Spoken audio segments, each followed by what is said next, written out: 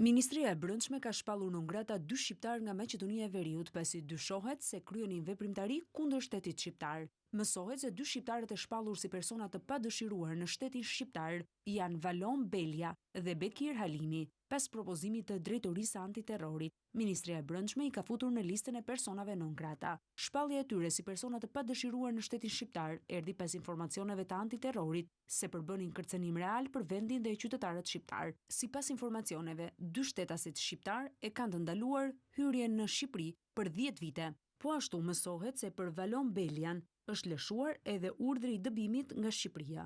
Urdhri i Ministrit të Brendshëm Besfort Lamallari i është dërguar për zbatim policisë së shtetit dhe strukturave të drejtorisë së kufirit. Më 25 qershor të këtij viti, Ministria e Brendshme shpalli person non grat edhe Iqballa Hudutin, një shtetase nga Kosova e lidhur me regjimin iranian. Me urdhër të Ministrit të Brendshëm, shteti shqiptar i ka ndaluar Hudutit hyrje në territor për 15 vite.